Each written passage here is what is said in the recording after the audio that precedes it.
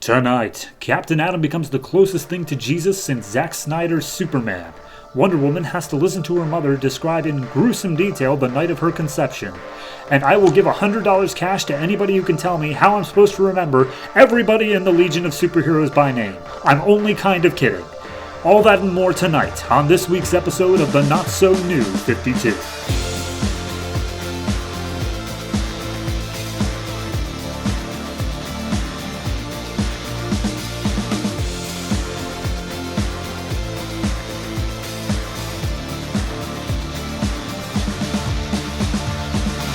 Hello everyone and welcome to episode 11 of the Not So New 52. I am your host and I don't really have any news or anything I need to share before we jump into comics, but I do have one little shout out I want to give. If you are interested in more of the behind the scenes stuff that went into the New 52, multiversitycomics.com is currently doing a year-long article series called 520 Weeks, where they are interviewing creators who were around at the beginning of the New 52, and I have binge read all of them in this past week, and I gotta tell you, it's some eye-opening stuff. If you are interested at all in that sort of behind-the-scenes craziness that went on, I highly suggest you check it out. That is multiversitycomics.com.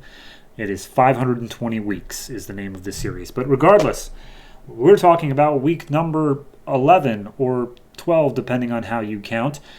Let's see which comics came out November 16th, 2011. We have the number 3 issues of Batman, Birds of Prey, Catwoman, Nightwing, Red Hood and the Outlaws, Supergirl, Green Lantern Corps, Captain Atom, DC Universe Presents, Justice League, Wonder Woman, Blue Beetle, Legion of Superheroes, and issue number 2 of My Greatest Adventure, the most confusing anthology series I think I will ever read. But yeah, nothing else to really say. Let's just jump right into it with our first comic of the day.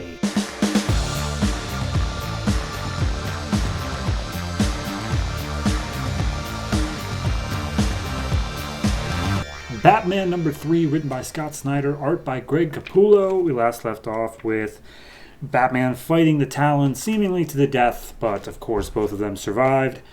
This issue picks up with a flashback to 1922 in Gotham. We have a man running down the streets screaming for help. Some cops find him, recognize him as Alan Wayne, guy who practically built the city of Gotham. He's yelling that someone's after him. Something about the 13th hour being upon them and how their nests are in his home. And as the cops are discussing what they're going to do with him, he runs into an open manhole cover and seemingly dies. And then we just leave that. So we cut back to Batman.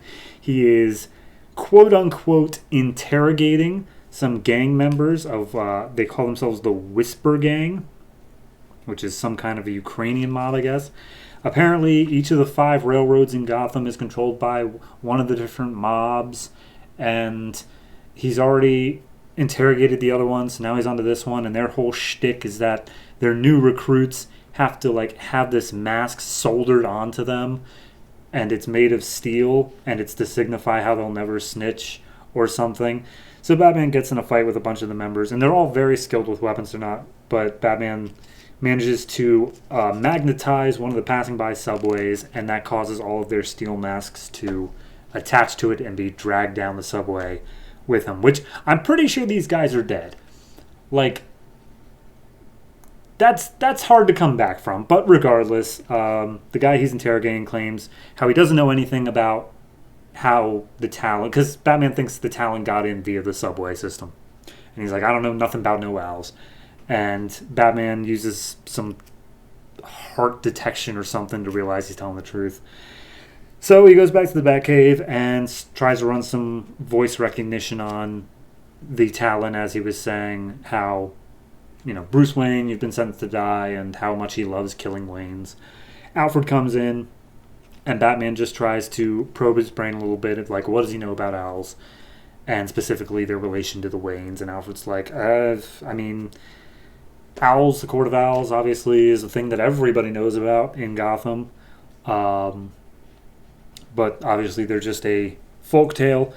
And as it goes for the Waynes, none of your no Waynes have died suspiciously in the past 50 years, but your great-great-grandfather Alan Wayne did have, he went senile in his later years, but he developed an obsession with owls.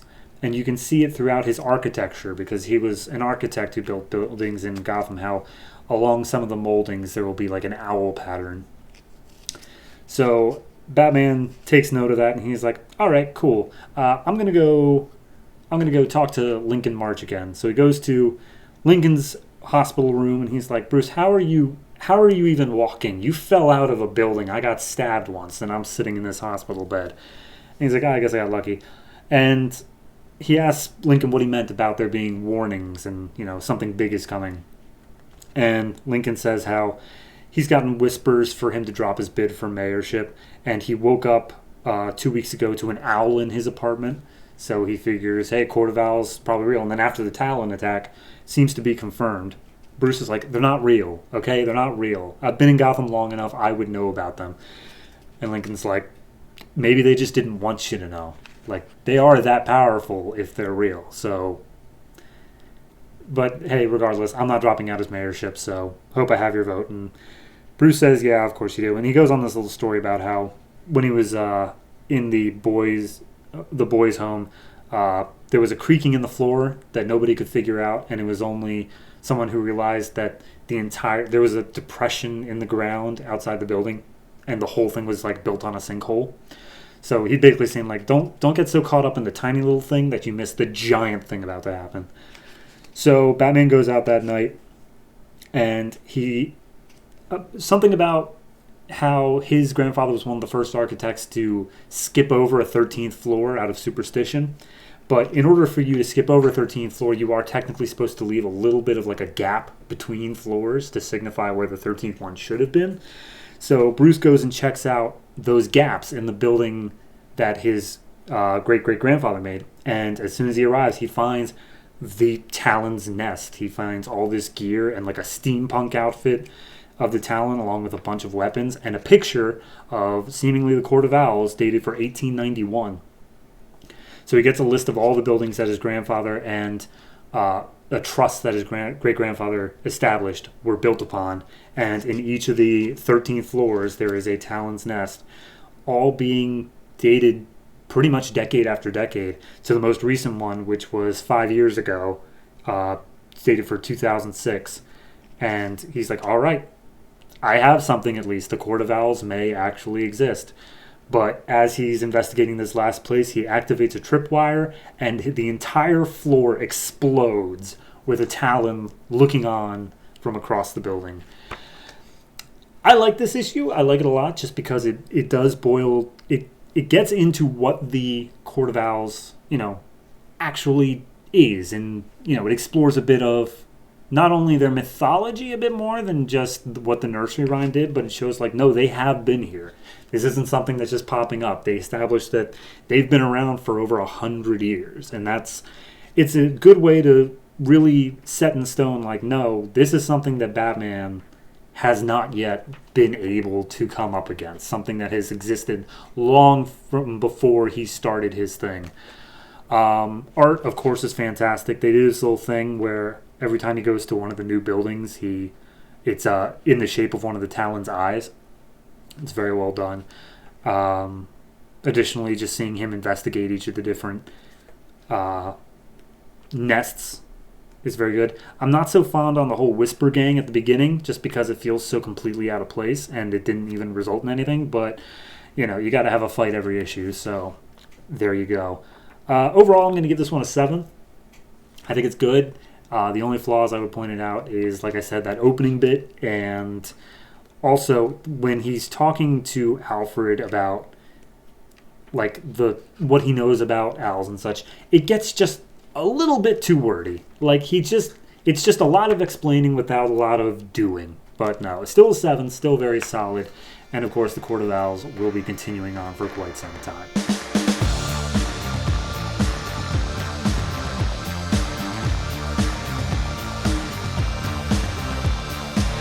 Birds of Prey number 3, written by Duane Swierczynski, art by Jesus Saiz. last left off with the Birds of Prey taking a hostage of one of the invisible guys and running into Poison Ivy.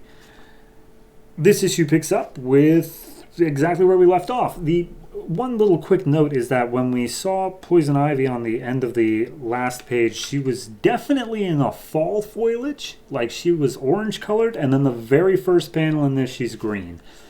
I don't know why.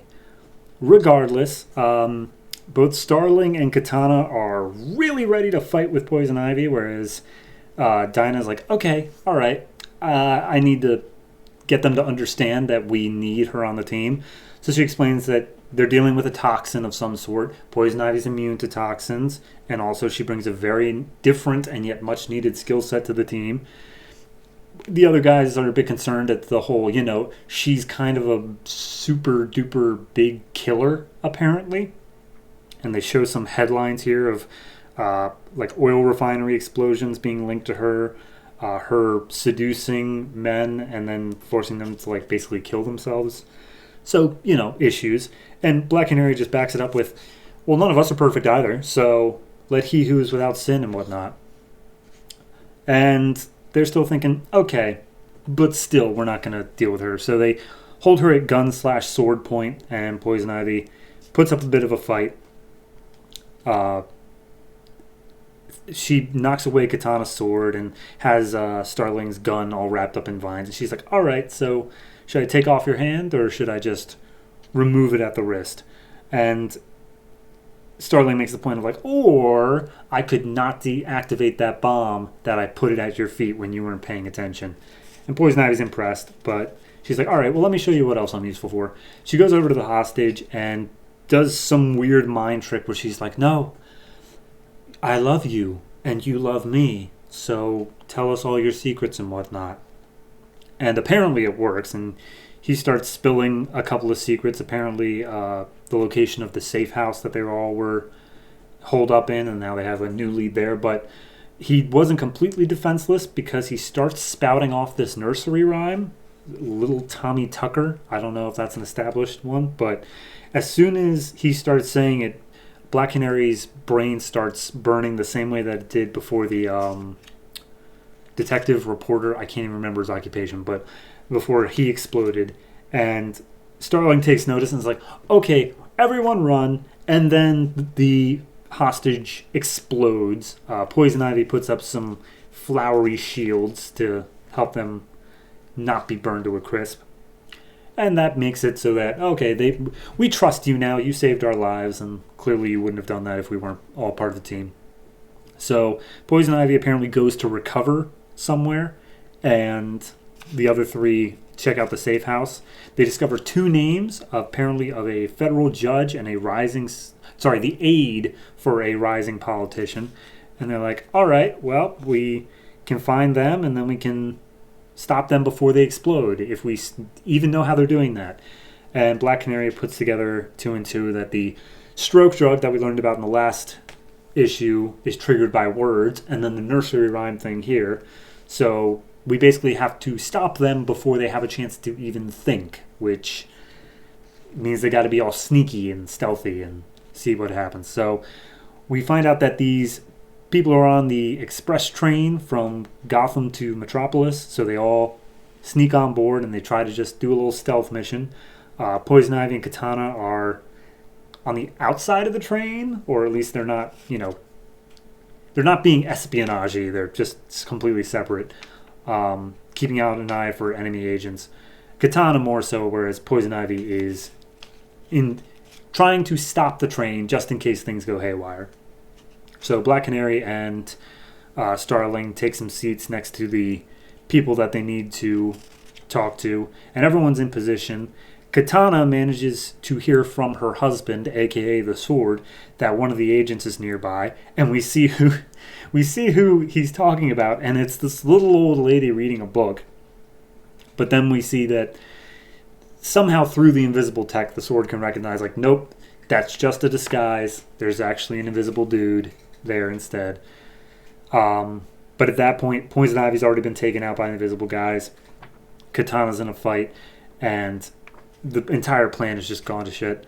And at that point, Dinah starts hearing a voice in her head saying, like, hey, Dinah, you need to leave them now, call off your team, or everybody here dies. And Dinah's like, who are you? And he's like, I'm the group who's trying to set this all up. So look, we've already planted a bomb in your head.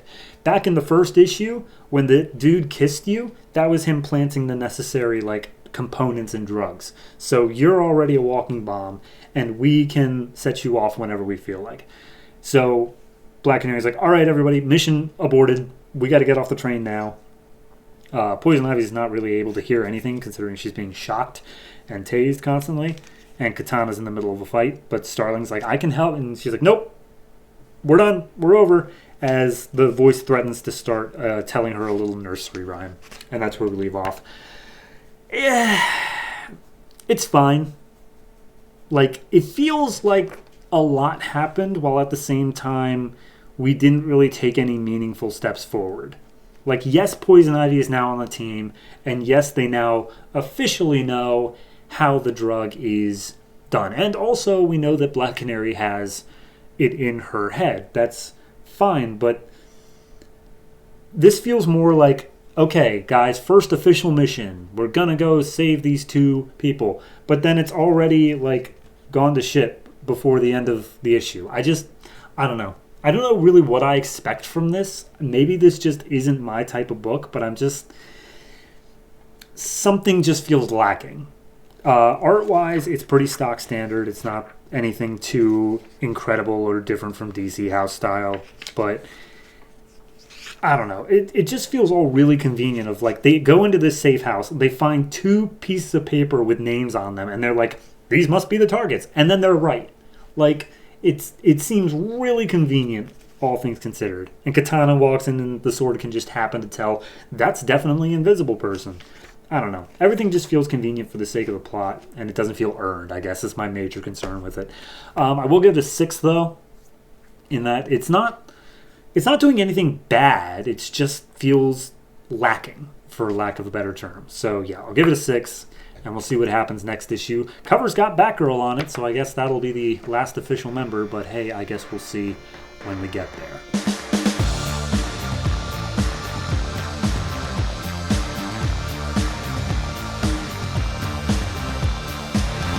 Catwoman number 3, written by Judd, Winick, art by Guillem, March. We last left off with Catwoman getting a huge score against some mafia guys, coming home to finding her friend Lola has been killed by a gangster named Bone, and being beaten up real bad by his goons.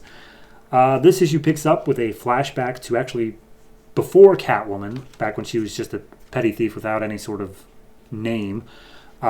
She's talking to Lola and basically saying how she stole a bunch of stuff from the police gala. And Lola tells her, like, look, yes, this is a good haul, and yes, I will fence anything that you bring me, but keep yourself safe. Like, you don't have to take all these risks. Someone is going to get hurt. And then we cut back to pretty much where we left off. Catwoman is duct taped to a chair. Bone is standing over her, basically monologuing.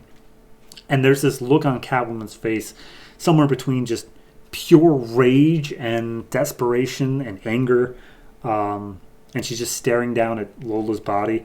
Bone, the whole time, he's just going through basically his life story. He's like, oh, I grew up in group homes, and I wasn't able to have things because, you know, they were always taken from me. But once I managed to grow out of it, and I managed to make a name for myself, I made a pledge to myself that I would have the finer things in life. I collected jewelry and art and coins, and it made me feel good. That's what I wanted. But instead, you showed up and you stole all my crap. So, like, if this were drugs or money or like territory or whatever, I could understand that. But you stole my stuff. So then he motions down to Lola's corpse, and it's like, your little friend here told us how to decrypt her books saying who she sold all of my stuff to. So now I have to go through this book and go visit all the customers and get my things back. But I'm going to make sure that you do not live to see the end of the night. So he walks out the door, leaving Catwoman to his goons. Catwoman is still just teary-eyed with tears and blood running down her face, staring at Lola's corpse, when one of them throws a punch, knocks her backwards in the chair. And in that moment, I guess the chair like loosens up or breaks a little bit, so she's able to snap her legs, still duct taped to the wood, but snap the legs of the chair off, and gets a grip on the one of the goons, grabs his gun, holds it to his head, and is like, all right, tell me where your boss went. And they're like, you're not going to shoot us. She unloads 2 shots in the kneecaps of 2 of the goons and was like, all right, cool, so now you know I'm going to fire. So tell me where your boss went, or I'm not putting a bullet in your head, as she lowers the gun down towards his crotch. And that's a convincing enough argument for him to say how he's at this building called the Moffat Building. It's a skyscraper, and there's a club on top of the 40th story for just the high rollers. So we see Bone is there, he's getting a lap dance, and as he's making googly eyes at some of the strippers, Catwoman climbs on top of this glass roof and just unloads gunshots inwards, just shattering it all on him. She grabs onto Bone, throws him outside to the top of this skyscraper, mind you, and Bone's like, all right, okay, maybe I got a bit too emotional. Sorry about your lady friend, but I can give you money. I can give you anything you want. Just make sure I, live. And Catwoman reaches into this bag she has and pulls out a baseball bat. And she's like, do you think you're the only one who grew up in a bad place? Like, I grew up in group homes. I know what you're talking about. And this whole time, she's just beating him with this bat mercilessly. And she's like, you're right. If this were over drugs, money, or territory, I can understand that. But it wasn't. You killed her over stupid, useless things. And as he's completely just bloodied and brutally beaten up here, she's about to kick him over the edge of the skyscraper. And that's when Batman shows up. And she's like, all right, that's enough. You're done. And she's like, you have no idea what he took from me. I'm going to feel better once I do this. And she's like, you won't. You will not feel better. And if you do this, I am not going to be able to forgive you. So Catwoman, teary-eyed, drops the bat, walks over to Batman, and gives him a kiss. And as they're embracing, she uses her whip to give that last little nudge to knock Bone off the edge of the skyscraper. So Batman has to run after and save his life because he's not going to let anyone die. Where Catwoman makes her escape in that moment and just essentially finally breaks down. She crawls up in the fetal position and realizes that what Batman said last time was someone was going to get killed because of her antics, and now someone has. So she goes back to Lola's apartment and she starts burning all of her books. She did everything old school. She didn't really have anything computerized, so she starts burning all of the evidence against Lola, claiming that it's to preserve her good name, but she knows deep down that it's just so she can stay safe herself. And then she gets to the photos of Lola and herself, and she's like, cops are going to know this is a homicide, and if they see my picture, they're going to be investigating me, and I can't have that. So she has to burn all of the photos that she took with her friend. And then finally, once she's done with all that, she walks over to Lola's corpse, tearfully gives a goodbye and how she's so sorry. And she's so wrapped up in that she doesn't even hear the footsteps outside the door, who she assumes is Batman coming in once more. But as she turns around, it's the police. The police have been called, and they see Catwoman standing over the deceased body, burning evidence right near to it, and she realizes that she is in deep. I really, really like this. I cannot, I know people are hit or miss on whether or not they like Guillem March. Like, his art is great for some people, terrible for others.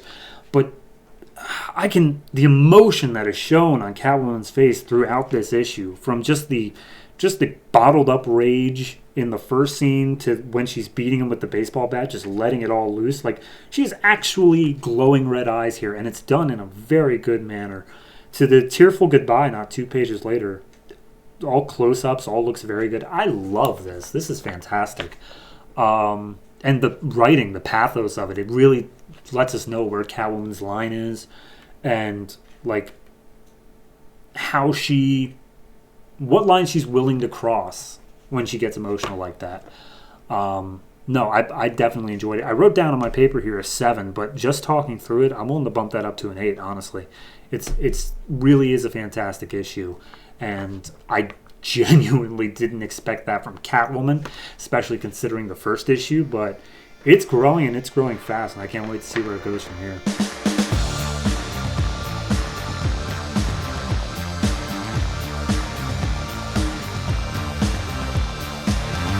Nightwing number 3, written by Kyle Higgins, art by Eddy Barrows and Eduardo Pansica.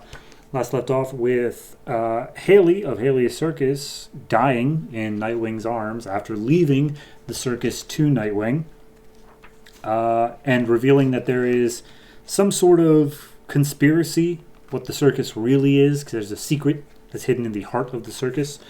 This issue picks up with a flashback 5 years ago to kids in the circus hanging out after one of the shows, I guess. Mr. Haley makes some calls to the kids' parents saying that they have some chores, but in reality he's just letting them goof off, and he lends them the keys to his truck so they can go to the movies. And at one point he gives Dick some advice saying like, hey, how about you like purposely slow down when you race into the truck, because that means you get to sit next to the girl, Raya. And Dick's like, oh, wow, thanks, Mr. Haley. So then we cut back to now. It's his funeral. And basically a recap of what I just said. There's a secret and blah, blah, blah. And we just see the entire circus is here to put Mr. Haley to rest. And some people are, not happy with Haley. Some people are kind of just like, oh, okay, whatever, he's dead. But there are some people who are there with genuine grief. At one point, his son comes up, Brian Haley, I assume, and he's drunkenly accusing Grayson of like, oh, well, you think that circus is yours just because he handed you some piece of paper? You're taking away everything that we've built up. And just kind of has a breakdown drunkenly in front of his father's casket. Grayson's just standing there like dumbstruck. He doesn't even know what to do about it. Later on, he's sitting in a car talking to Raya. It's like, all right, look, Mr. Haley, he comes up with some cover story to Raya about how he went back and he found Mr. Haley there already being attacked by this masked killer, but he had no part in it. But he's like, all right, who do we know that would like be able to do this contract killing? And apparently, one of their friends from the flashback story at the beginning, Zane, after their other friend Raymond died, he just like lost it, and he went to Chicago, and he became essentially a booking agent for contract killers. He hooked killers up with jobs, and Grayson is shocked to hear this.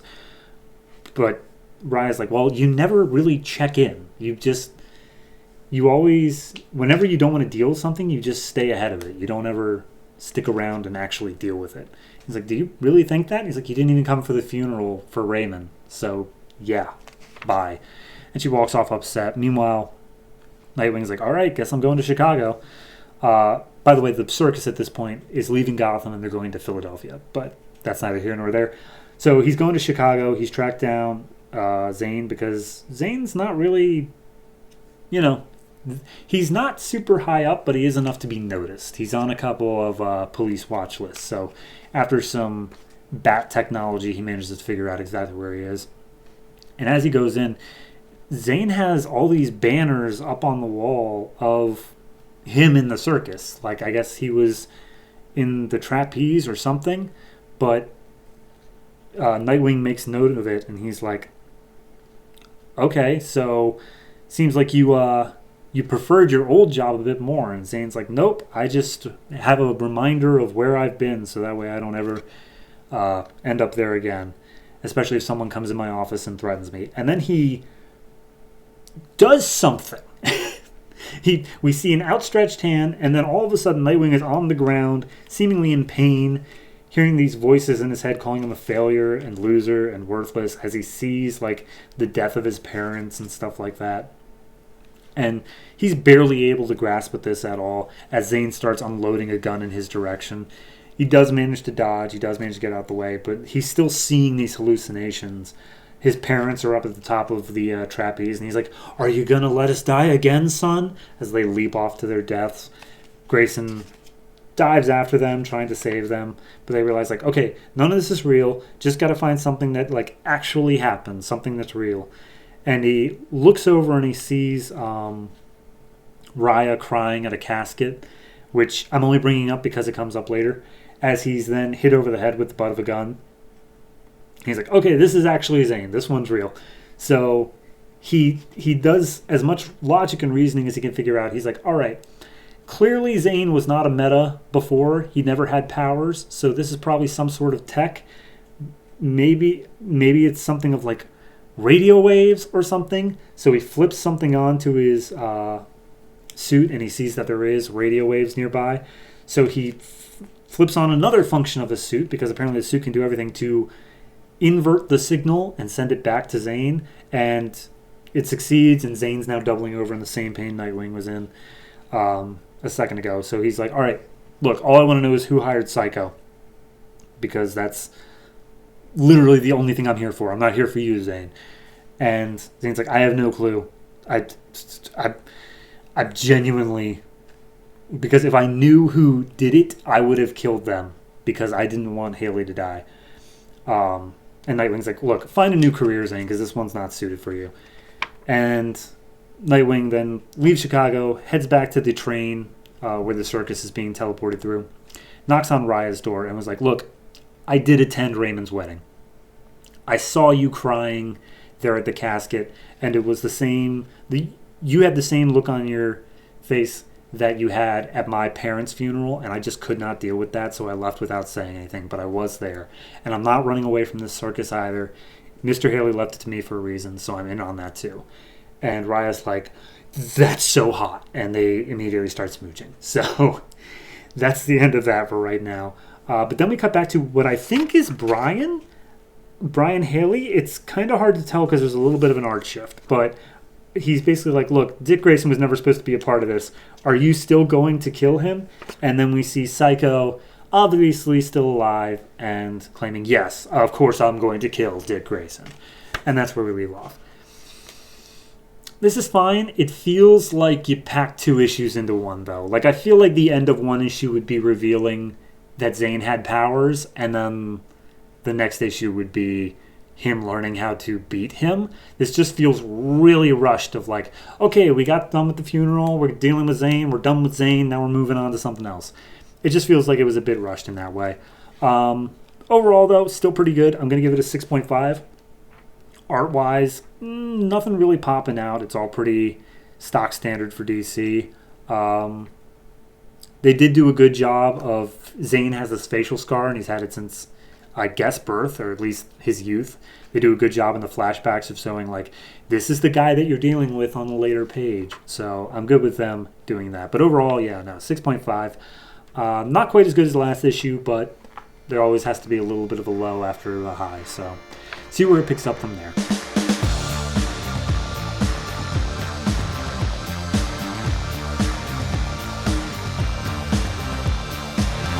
Red Hood and the Outlaws, number 3, written by Scott Lobdell, art by Kenneth. Rocafort. We last left off with Red Hood going through and fighting all the undead versions of his brothers in the All-Cast, and then once again swearing to get vengeance and blah, blah, blah. This issue, he heads a little bit deeper into the All-Cast cave and comes across this kid.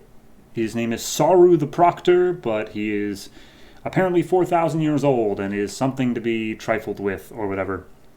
Apparently he was being protected by the All-Cast, and Red Hood makes the point of like, you know I would never get here if the All-Cast was still protecting you, right?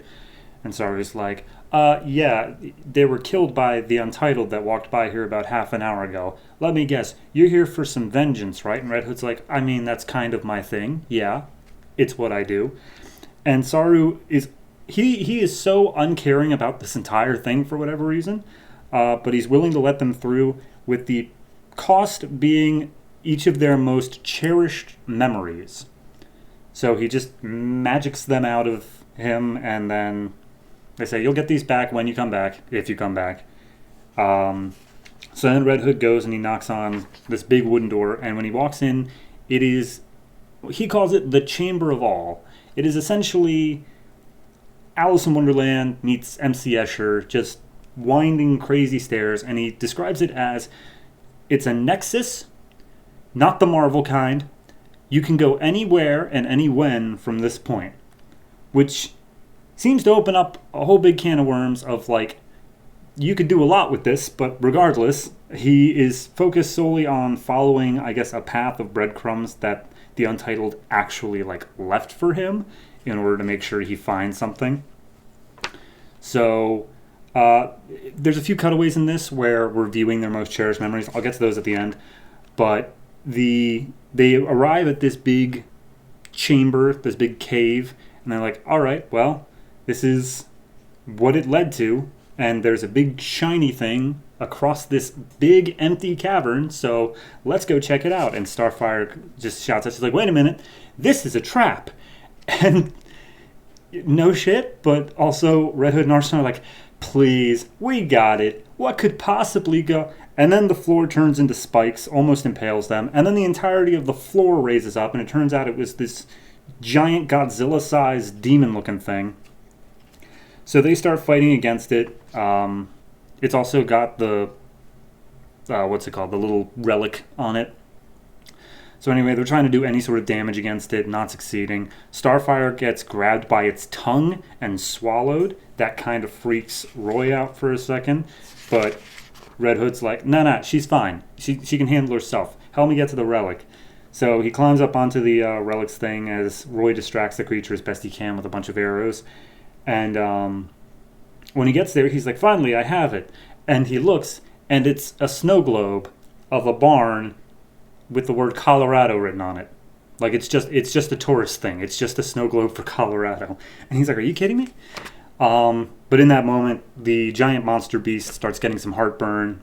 Starfire bursts her way out and saves the two of them from dying, I guess. Like, she's just carrying them out of the entire chamber. She's like, we got what we want, goodbye. Going back to the memory stuff, Saru, apparently it's against the rules for him to look at other people's memories, but he's like, well, technically that only applies to humans, so I could look at the alien one. So he looks at Starfire's memory, and it's her being enslaved on this planet, and she falls down into the mud, and one of the slavers comes up, and he's like, he tries to connect. He's like, I was once your age, and I can't believe that my people have done this to you. It's heartbreaking. I'm so sorry. And she's like, well, thank you. If you could just do me one small favor. And he's like, anything I can do, I will gladly do it for you. And she just blows a hole through his stomach and says, don't give me your goddamn pity. I don't need it. I'm the princess, bitch. In fewer words, but pretty much that. And all the guards start like coming after her. And Saru's like, oh, gee, that would, all right. Then we cut to Roy's memory after a little bit of the fight. He's fighting Killer Croc, literally hand to hand. Like, he's out of arrows, his bow is broken, and he's just trying to punch out Killer Croc, and he's losing hard. He's obviously either drunk or high or something like that. And Killer Croc realizes this, and he's like, okay, I get it. You want, like, suicide by Croc. You don't, you're using me in order to get out your own little problems. Look, I'm not going to do that. Get your life in order, and if you need something, we'll see. Basically, he's just kind of being like a little friend, but he's also like, look, leave me out of this, because the next time you come to me, I'm not going to be so kind. And I like how Saru says, like, oh, that was almost sweet in a pathetic kind of way. So anyway, both of the storylines converge, and they step outside of the whatever of all. I already forgot the name of it. And they come out and they ask Saru, hey, you know what this thing is? And he's like, I don't know, here are your memories. And Roy and Starfire each take theirs, but Jason's like, nah, keep it. I'm too edgy for that. And then we see what his was, and it was Batman and Robin. They were about to go out on patrol. Alfred says how Jason has the flu, and so Batman's like, all right, you got to stay here until you get better. And he's like, all right, yes, sir. So he goes and he sits on the couch. Alfred brings him some soup or whatever. And then Batman comes in, and he's like, hey, taking a night off in a while, isn't a crime. So what are we watching? And he sits down, grabs some popcorn, and Jason just falls asleep next to Batman. Nice little heartwarming moment. Nothing too bad. And that's where the issue leaves off. This issue feels just character development. This is just character development issue where it's like, okay, why are these people the way they are? Starfire is like, cruel, but she had that life, and Roy's obviously got his own stuff. And then we know a lot about Jason, but just had this moment of him and Batman, which honestly was a very good moment. It's just character development. That's not inherently a bad thing, but at the same time, I'm still not entirely, I don't know what the Untitled are still. I'm still confused on what the All Cast, does or is. A lot of this is still okay, I need some explanation here, just a little bit. I get you're going for some sort of mystery, but it's not a mystery in that they're trying to figure out something. They know what they're doing. I don't. But I'm not gonna fault it for doing character development instead. It's fine. I just wish it would speed up a little bit. I gave this one 6.5. The art, of course, is fantastic the whole way through. I did notice that in the trade they show the line art for the drawing of the cover, and they just straight up went with an entirely different thing. The cover for the issue that they went with is them all fighting their memories, which of course it's a fight. But the old one is just them, on the cover, and then the memory of Batman and Jason. I think that's a much better cover, but hey, gotta have a fight in there. So yeah, 6.5. It's Red Hood. Moving on.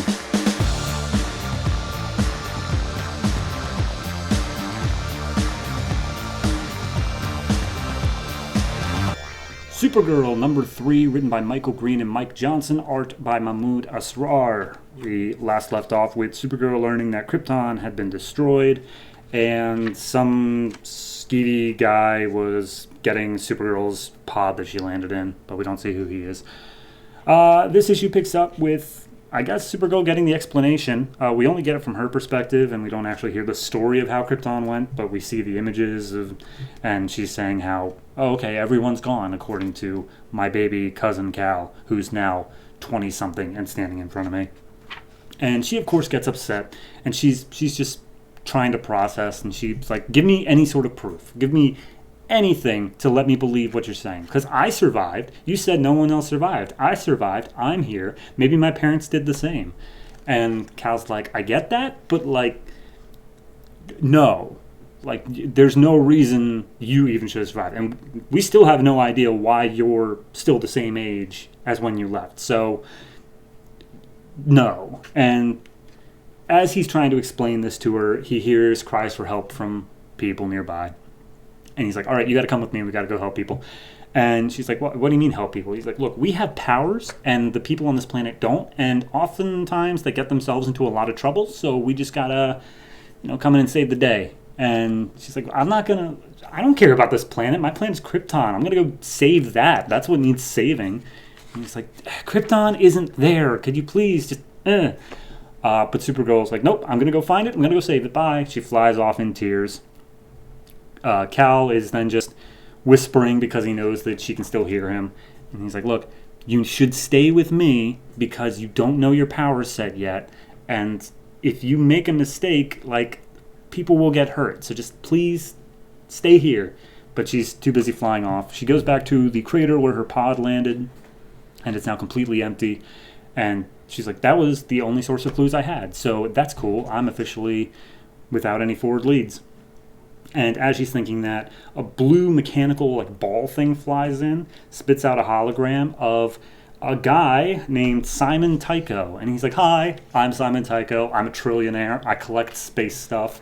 I collected your pod. And I get everything that comes out of the sky. That's how I'm a trillionaire. But I didn't expect anything as amazing as you. But whew, boy, that's great. And this whole time he's monologuing, Supergirl's like, I don't understand what he's saying. But he sounds like those robots from issue 1, so maybe he's related. And Simon, he realizes, he's like, right, you can't understand anything I'm saying. So he pulls out a visual aid of her pod, a miniature version. And he's like, I have this thing. Follow the ball. It's in space. And then the hologram turns off. He doesn't actually say it that way, but hologram turns off and he flies up into space. And she's like, all right, well, I got that much. And she flies up after and she's like, can I breathe in space? I haven't even gotten down flying yet. Can I breathe in space? I don't know. Don't think about it. Here we go. And they get up and there's this massive space station up there that looks a lot like Justice League Watchtower from the animated show, but they don't call it that. So right now it's just a space station. But Tycho's up there and he's like, I think she's related to Superman. Call me crazy. The S on the chest kind of gives it away, though. Not sure if it's like a sister or an ex-girlfriend or whatever, but they didn't seem too happy. Either way, let's give her some Superman tests. So she arrives up on the space station in like a docking bay. There's no doors anywhere.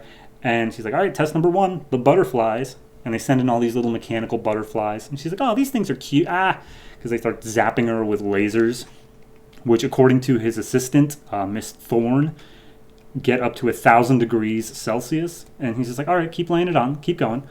And she's in pain, but she's apparently heating up, not just from the lasers, but she has her own internal energy source, which is actually outpacing the heat of the lasers. And they're like, okay, if she keeps on getting hotter, she's going to melt through the floor. And he's like, fine, all right, call it the butterflies. And they leave, and she immediately cools back down. And he's like, all right, we got some good info there. Second test, send in the brain. And she's like, we haven't really tested the brain. Send in the brain. So, door opens up, and out walks this gelatinous body, just blue water-looking thing. And inside is just a nervous system. That's it. And Supergirl's like, what is that?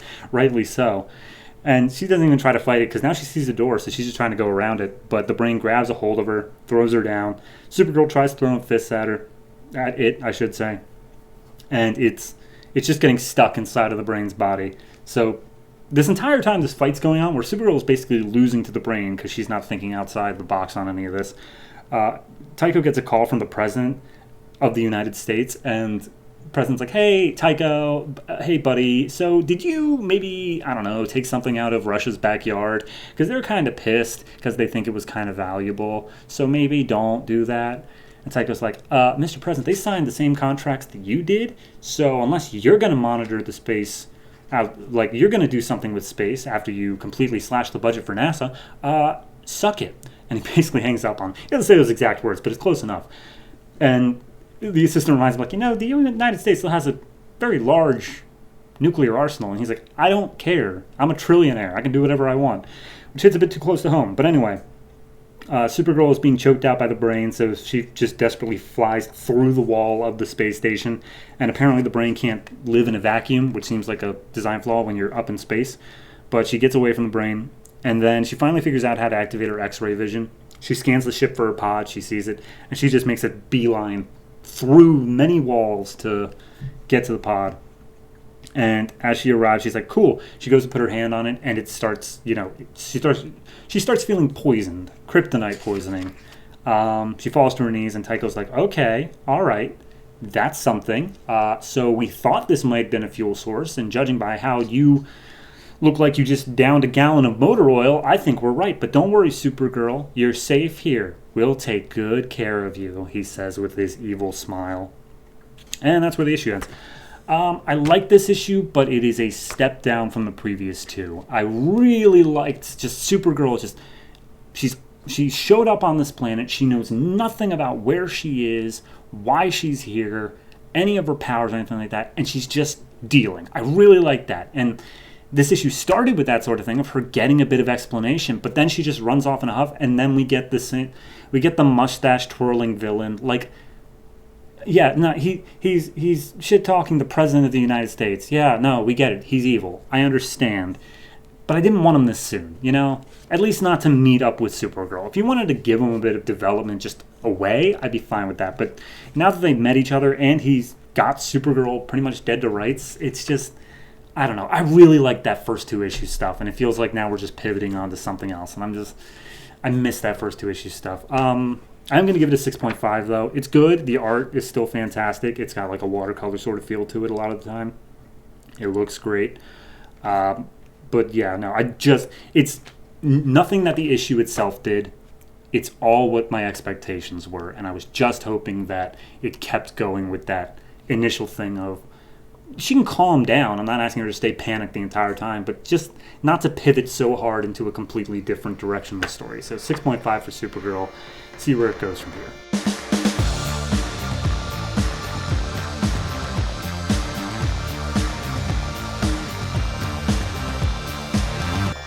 Green Lantern Corps number 3, written by Peter J. Tomasi, art by Geraldo Borges.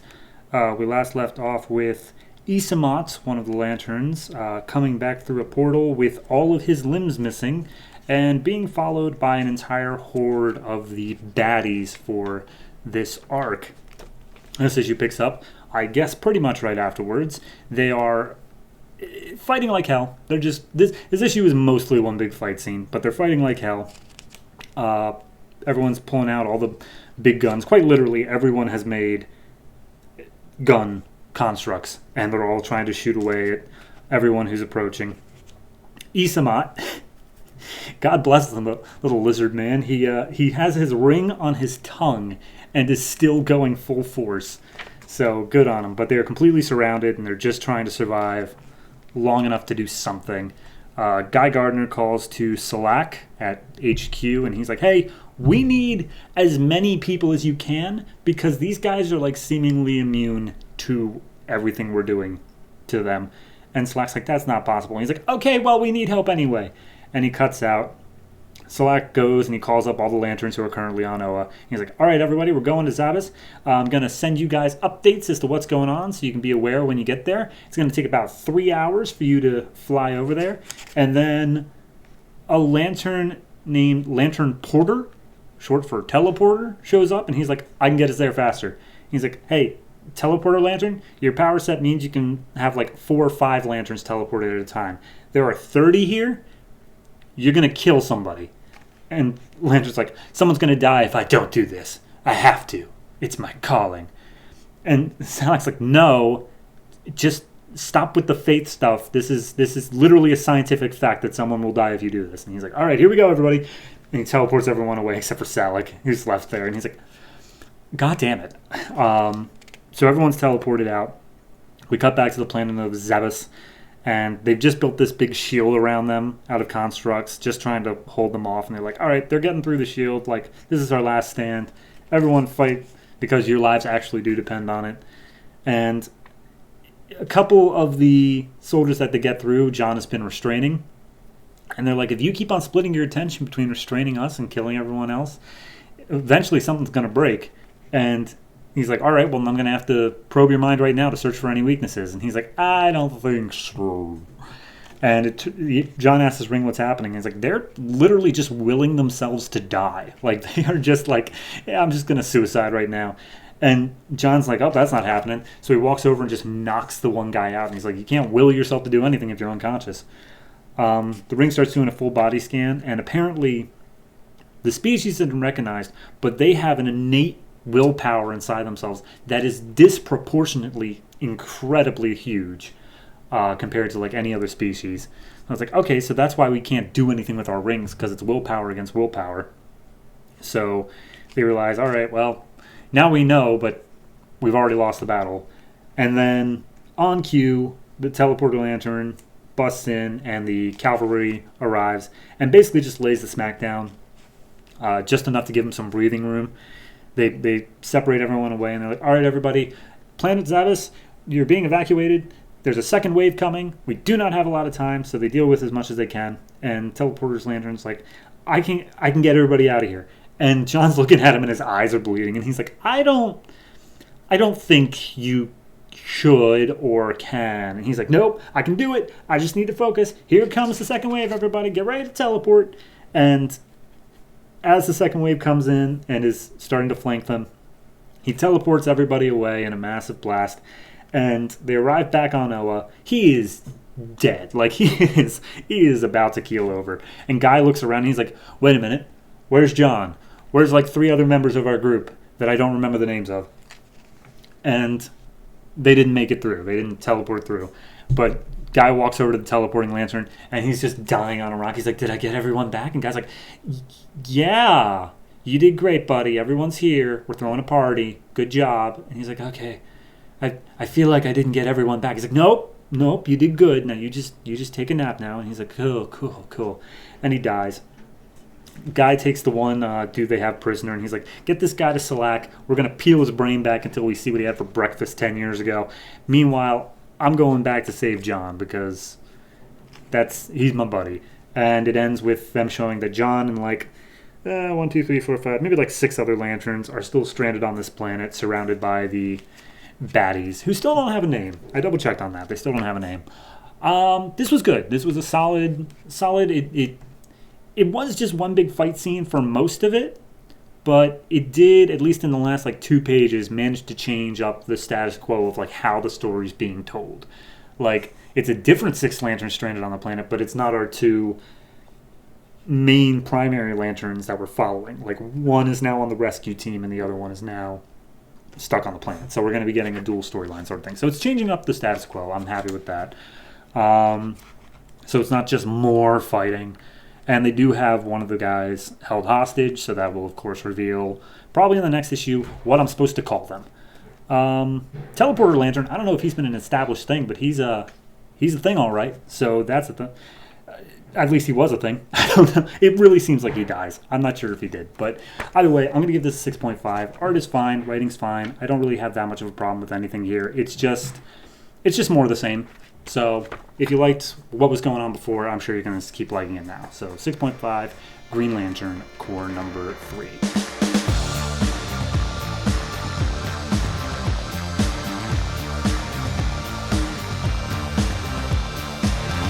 Captain Atom number 3, written by J.T. Krul, art by Freddie Williams II. We last left off with Captain Atom healing a young boy of his brain cancer, terminal, and then a quick little shot of what I'm assuming is the villain for this arc, transforming into a human. This issue picks up with basically Captain Atom playing just God or Guardian Angel, or however you want to determine it. Just quick glimpses of what he did. We open up on a guy putting up a billboard. He's not wearing any sort of safety equipment, and he takes a step backwards, and the panel just has the image of Captain Atom's logo and shows that he did something, whatever it may be, in order to save the guy from falling off to his death. And then we get glimpses just around the country, possibly even the world, of just different things he did. Of like a child is stuck under some rubble, a mother comes up and just throws this giant girder off of him. A group of people is stuck in the middle of a drive-by shooting, and miraculously none of them are shot. Young woman is overdosing on pills, and she wakes up. So this entire time, Captain Atom is going. He's monologuing in a way of like, some things happen that are unexplained, like these freak occurrences, these luck, intuition, guardian angel moments, things that defy reason. Should these people have died? Is that the plan? Is me saving them going against the plan? Or am I part of the plan? And it's just, that sort of philosophy and stuff like that. And he's helping with things that, like, I don't even know what he's doing here. One of the things is just a couple being read some good news. So he's interfering in just the most minute ways to just make people's lives happier. And finally, he comes down to Libya, and he sees there are some rebels who've been fighting against the tyrannical government, and he's like, I'm going to help them. And he's pretty much working so quickly that, like, he's in the time between seconds where nobody's really certain what he's doing. But then as he arrives in Libya, the Flash is already there, and he's using his super speed to pretty much do the same thing. And he's like, oh, hey, Captain Atom, what are you doing here? We cut back to the Continuum real quick, where they're just trying to find Captain Atom because he's been gone for like 3 days now, and no one knows where he is. The one douchey scientist, Scott, he's like, maybe that's a good thing. Maybe let's, let the giant ball of radiation do whatever he's going to do, not here. And it's like, he's not leaking radiation. He's fine. But then they say how there's a microwave feedback in Libya that they just noticed, so he might be there. And Scott's like, he's literally messing with the world's, like, microwave background, and you're saying that he's not a problem? Okay, fine. But then we cut back to Flash and Captain Atom, and they're basically just talking while they're trying to help these Libyans out in super slow motion. And Flash is like, hey, Captain Atom, maybe you should be on, like, lockdown. And Captain Atom's like, why is that, Flash? And he's like, well, I mean, the volcano in New York, wasn't that you? And he's like, yeah, I stopped it. I didn't cause it. Flash is like, the Justice League, they think that maybe you're unstable. And I don't know if that's true, but you're not doing any favors to yourself by, all the things you've been doing. And he's like, I'm unstable. I can see your molecular structure. It looks like you're all on fire. And he's like, it's lightning, actually, but thank you for noticing. And then they talk about, why they're both here to help these Libyan rebels and why they've been fighting a good fight against tyrannical government. And whilst Flash, like, zooms around and dismantles a tank, Captain Atom just points his finger and turns it all into hydrogen. And he's like, okay, yeah, seems really overpowered, but hey, whatever. They work together, and they take out some of the government soldiers, and they're like, cool, everything's good. And Flash is like, maybe I made a wrong snap decision. I like to get all the facts first. Maybe you're okay, Captain Atom. Maybe after this we can go get a drink. But Captain Atom at this point is distracted because he feels something, and as he flies off to the base that the militants are trying to get to, he senses that it is a nuclear warhead that is literally about to go off. Like, it is seconds away. And he's like, oh crap. No time to explain to Flash. So he flies over to it. The nuke goes off. It goes super critical. He knows Flash is going to be able to save all of the people in the way. But of course this looks bad for him because he just flew towards a base and then a nuclear explosion happened. Flash saves all the people, makes a thing. Captain Atom absorbs all the radiation from the nuke. It nearly kills him, like everything seemingly does. But he blasts it all down in one giant energy explosion that is more centralized. And he's like, okay, save the day. That's cool. But maybe I am a little bit too different now. Like, I just absorbed a nuke. Maybe Flash is right in that I am possibly a bit too dangerous to just be chumming around with normal people. So he goes and he flies off back to the Continuum. When he arrives, Renita's there, and she's like, hey, I kind of was like, I had no way to contact you, and we were looking for you, but now maybe I was hoping you would understand that you probably shouldn't be coming back. And he's like, why? And as it turns out, General Eiling, huge military general guy, is standing there with, like, containment suit people saying, like, all right, I'm your general, and how about a salute, soldier? And he's clearly going to be using Captain Atom for his own purposes, whatever that may be. It wasn't bad. I did enjoy it. I really like how there wasn't really a fight in this issue. It was just a like yes, he took out the nuke, but it was just a whole bunch of saving a bunch of people, and then a talk on, like, the morality of when do they get involved in these sort of things? When do superheroes get involved in the lives of these other people? I really liked that. Art-wise, it was fantastic. It was a very solid issue all around. Honestly, I'm giving this one 7.5. It really is just a good look at, like, if you had the power to play God, if you had the ability and you wanted to do things that were, right and good, how would you do it? And we see that Captain Atom would do it in those tiny little non-noticeable ways. He'd just make a change that anyone could just chalk up to luck or intuition or whatever, and he's the unsung hero as it is right now. And I'm very much interested in how the story continues on from there. But 7.5 for this issue. Looking forward to the next one.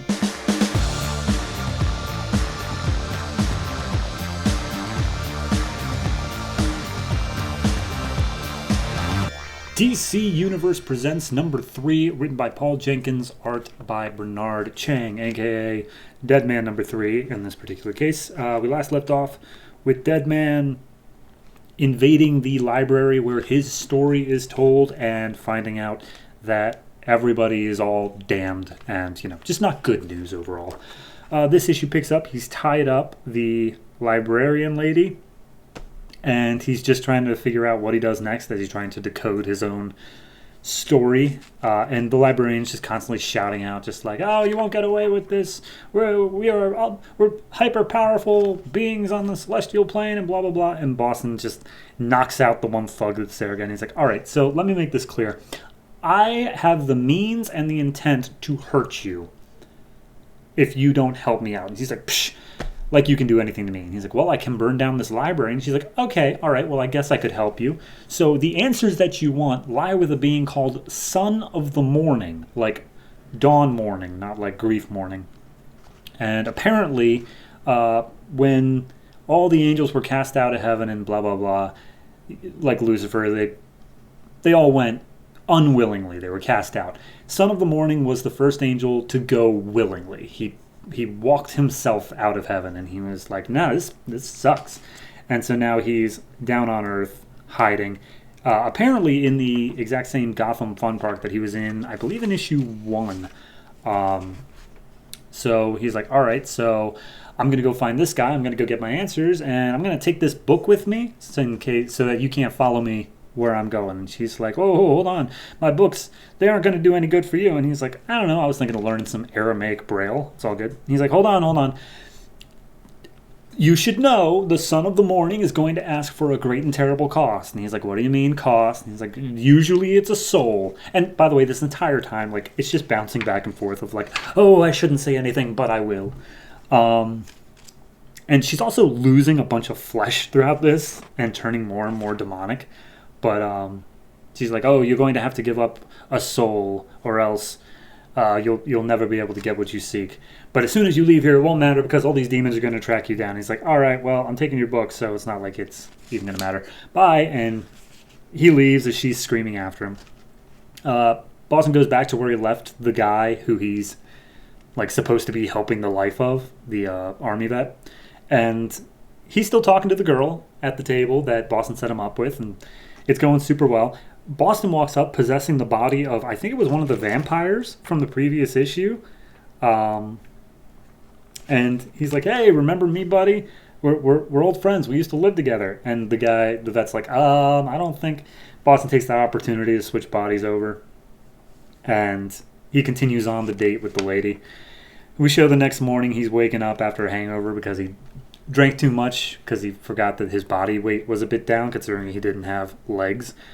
There's a report on the news about a terrorist group called the League of Anarchy who's just responsible. It's not like supervillains, it's just people with guns and bombs. But they're making threats against a bunch of groups and stuff like that. And Deadman sees that as an opportunity and he's like, "Bingo." But first we get a flashback to a bunch of the people that Deadman helped out, specifically one named Larry Clock. I don't know. He was a death row inmate that was completely innocent. He was tasked with saving his life, making sure he didn't go to death row. And he kept trying and trying and trying, taking every route he could, but he genuinely could not find a way to save this man's life. And as he was sitting, like, Boston stayed in his body until the very last second before his lethal injection, trying to find some way out, but he just couldn't do it. And he was like, "All right," like, that was what really set him down the path of, is this really what I'm here for? Because like, this is a complicated thing. This isn't as much as just going in and quantum leaping someone's life. This is a complicated thing. But he puts that aside as he goes, and he sees that the League of Anarchy is making a gun deal with just some random mafia guys. And he takes this as his perfect opportunity. He jumps in the body of one of the mafia guys, shouts for all of his mafia friends that it's a setup, that they were trying to stiff him on the cash. And he hops in the truck and drives away with the guns, away from the scene as everyone else is shooting at each other. Mind you, for whatever reason, he was actually right that they were trying to stiff him on the cash. And I don't know why he knew he was right, but he was. But anyway, he takes the guns and he hides out in a self-storage unit, and he just puts them away. He doesn't do anything with them yet, and I don't know what his plan is, but he's just putting them away for now. So he goes back into the body of the vet. He goes to the Gotham Fun Park again, and he's just looking around. He's trying to find where this Son of the Morning is hiding. He doesn't know if it's a he, if it's a she, if it's someone in power, if it's some homeless guy. Has no clue what he's looking for.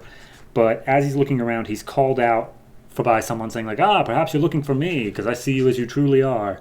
And it is just a straight up like, it's like the devil pretty much. He's blind, he's got some wavy hair, he's missing an eye, and he's standing in front of a ride called the Devil's Dive. Like, he's clearly bad news, but he's like, how would you like to go for a ride, dead man? And that's where we leave off. I liked it.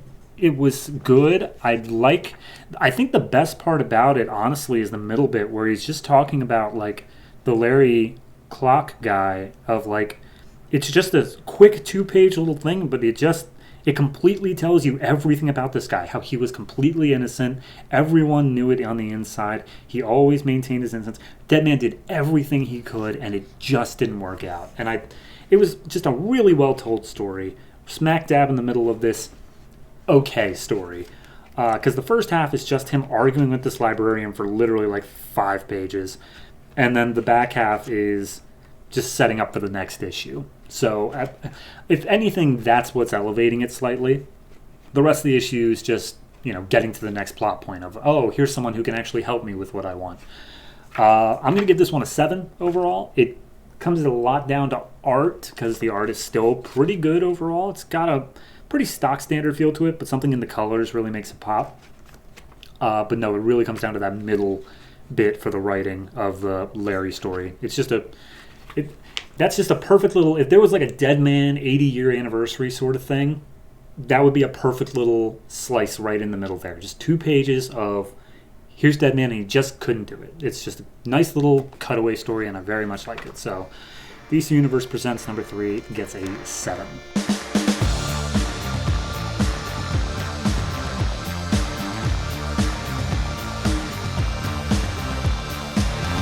Justice League number 3, written by Geoff Johns, art by Jim Lee. We last left off with a bunch of the portals open up, a bunch of parademons coming through, and Victor Stone is hit by a beam of energy and seemingly disintegrated. This issue picks up in Washington, D.C., where Steve Trevor's walking around trying to find out where Wonder Woman is, because there's this whole spread of TVs that are all just yelling about Wonder Woman, how much property damage she causes, how she spent her life training for war. What war is that? Everyone asks. And of course the people who are like, you don't believe in Christian God, you believe in Zeus, that makes you evil or whatever. And apparently she was just sitting there yelling at the TVs as if she was having a conversation with these people until she saw the stuff going on with the parademons where she just left. And Steve's like, what do you mean she just left? Stop her. And they show this hole in the wall where she just busted out of. And he's like, you're kidding, right? Then we see Diana walking down the streets of DC. Just like, has anyone seen a harpy? I'm here to kill a harpy. I saw it on the news. It shouldn't attack you. Am I speaking your language correctly? And everyone's just awestruck. Until finally this girl comes up and is like, hey, you're Wonder Woman. You want some ice cream? So she walks over to an ice cream vendor, and she's like, I've never had this ice cream before. Lick, this is wonderful. You should be very proud. It's the scene straight out of the Wonder Woman movie. Steve finally catches up with her, and he's like, Steve, have you ever tried this ice cream? It's fantastic.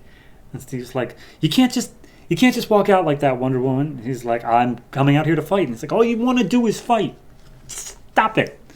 But then, in that moment, the parademons pop out, start attacking down on DC, and he's like, she's just smiling with her sword drawn, like, yes, time for an excellent fight.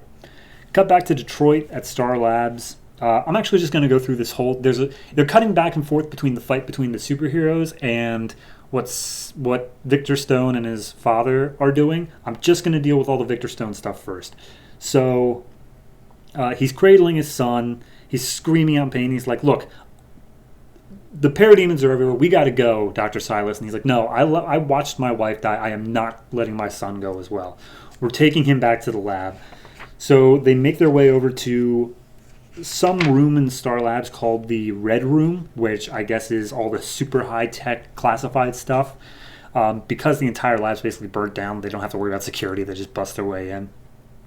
And they drag Victor's body in. He's on the verge of death already. And Silas is like, don't leave, Victor. We're almost there. We almost got it. He starts setting him up with a metal called Promethium. And apparently they're going to try to do some sort of graft onto him to save his life. they believe that the Prometheum can do it, but it has never like bonded to anybody before. So they injected him with a whole bunch of nanites because, again, it just says this room contains technology recovered from across the globe, and some part of it could save my son's life. It has to. So not a whole lot of explanation as to where it comes from, but they inject the nanites. We see the metal grafted onto what is now Cyborg as he comes online, and he gets this vision of Darkseid standing upon a mountain with just flames and fire everywhere, and he screams out this as he comes online. That's the Victor Stone stuff. That goes pretty much right up to the end. The rest of the fight is basically they're all just trying to hold their own against the parademons. The parademons are going around kidnapping random people off the street. They're not killing them. They are just picking them up and flying them back up towards the portals. Or at least out to sea, I should say. Everyone's wondering, like, okay, we're not making any headway here, so what are we going to do? And Batman's like, there's too many. We need to take a step back and regroup. We're not getting anywhere. And Flash is like, tell that to Superman. As Superman takes on, like, 20 of them and just smashes them with a truck. It's like, seems like he's making headway. But they see that all the parademons are bringing the people out to sea. And at that moment, Wonder Woman comes in and just starts slashing, starts fighting them all. Everyone's in awe. Hal calls dibs to Flash, but then Superman's like, you're strong. She's like, I know. Literal quote there. So they see everyone's being carried out to sea, and they're just kind of circling for a while right now. And at the moment where Victor comes online, there's this giant energy beam that comes out of the sea. Hal makes a shield to stop any, like, waves or anything from destroying the city. But now there's this giant tower that looks pretty hellish, all things considered, that's just emerged from the sea. A parademon steps up and collapses right next to Wonder Woman. It has a trident in its back, and it's Aquaman, who's like, yeah, they're in the water too, so who's in charge here? I vote me. And that's what we get. We get both Aquaman and Wonder Woman introduced in the same issue, along with pretty much Cyborg for all intents and purposes. He's now connected online. So 3 heroes, 1 issue. It's good. It's fine. It's just, I don't know. Again, like, what has actually happened here? Yes, we've got the introduction of the 3 heroes. But it's just, they're fighting still. Like, we haven't seen Darkseid officially yet. He hasn't come to the fight. I don't know if this tower actually belongs to Darkseid or if it's Aquaman's. It's kind of a little ambiguous. It looks Darkseid-y. It's got that kind of like vibe to it. But it came out of the water, so I can't be absolutely certain it's not Atlantean. The fact that I think Wonder Woman's entire thing, I don't know the distance between where they are. I think it's Gotham. I believe they're in Gotham right now. Or at least, Metropolis. I don't know the distance between Metropolis and DC, but the fact that she's like, yeah, I just left DC. It's doing its own thing. I'm coming over here to help you guys fight because it seemed more big. And I don't know. It's just, it's fine. It's not doing anything fantastic right now. It's just fine. It's what I expect from this book as it stands. And maybe that's victim of my own expectations. But I am going to give this one a 7. It is a solid read. It's very well done. Nobody's really getting any sort of spotlight right now except, I guess, Cyborg. He's the only one who seems to be getting any. Because, I mean, even Wonder Woman, for like the 4 pages where she was the sole focus, I didn't get it. All I know now is she likes ice cream and she likes to fight, and I knew that. So yeah, no, I'm gonna give this one a 7, and we'll see what happens next issue, because I think we're out of new people to introduce. I think we have our lineup, so hopefully we'll get somewhere in the next issue.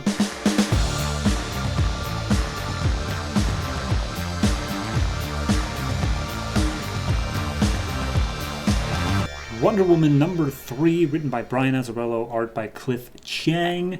Last left off with Strife revealing to Wonder Woman that she is Zeus's daughter.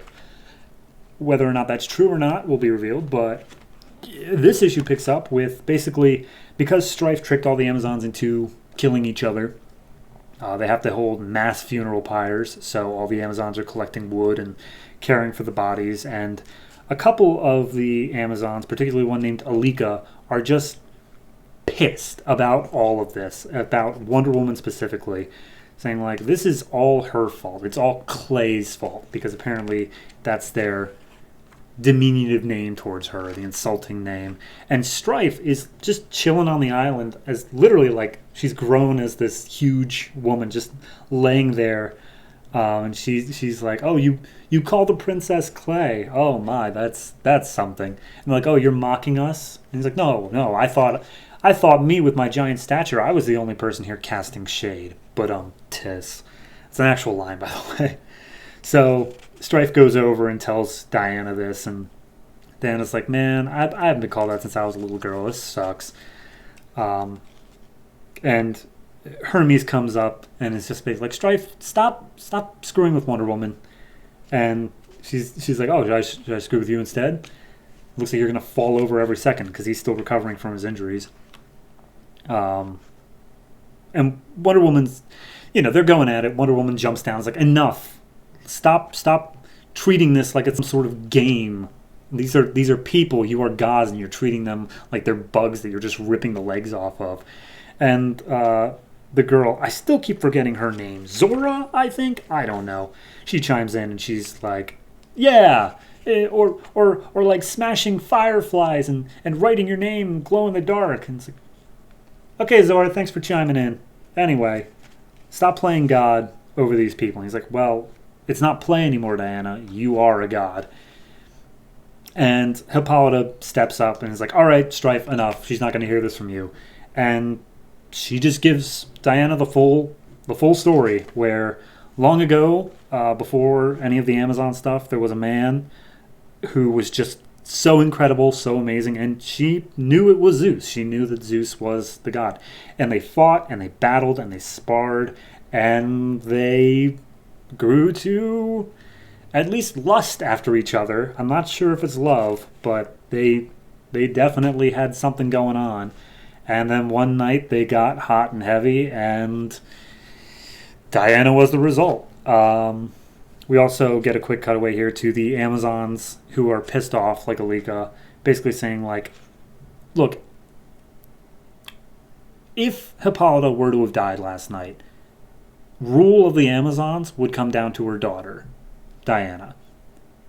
I don't think her allegiances lie with the Amazons anymore. So we need to have some level of a revolt to make sure that she never takes the throne of our queen. And everyone's like, that's a little bit traitorous, but, we're in. So then we get to the funeral pyre stuff. They're sending off the last rites to their sisters, and they're like, oh, we are immortal, but we may still die in battle, and it is a noble death to die in battle, and we are warriors. And then Alika steps up and be like, it's not noble. We killed each other, all because of Clay, all because of Diana and all of the things she does. Paradise has been ruined because of her.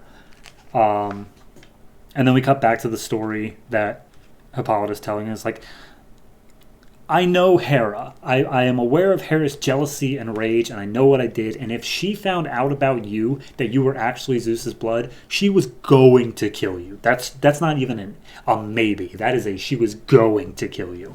So I came up with this story of I made you out of clay, so that way she didn't suspect that you were actually blood related to Zeus. And apparently a couple other of the older Amazons were all in on this, and it was like some sort of a conspiracy. So Diana, she's upset, and she's like just trying to process it, and the mother's like, look, I did all this because I love you, and you should at least try to understand that side of things. And Diana, she's like, you're a fool, and you've made a fool out of me, so I'm not going to be part of, or I am, everything I knew about myself is a lie, and I'm not going to be part of that anymore. So she leaves Hippolyta. She's crashing through the jungle. She ends up stumbling upon the funeral pyre as Alika's giving her big speech. And she's like, well, there she is, the woman of the hour. You have brought shame to her. And Wonder Woman just knocks her out. Just one punch knocks her off to the side, grabs the torch for the funeral pyres, and just blows fire over all of them. Just blows the torch. and says, like, you're right, I brought shame to the island, but the shame is mine, and I'm out. I am no longer Diana. I'm no longer Clay. Just call me Wonder Woman. Peace. And she leaves with Hermes, Zora, and Strife. I really like this.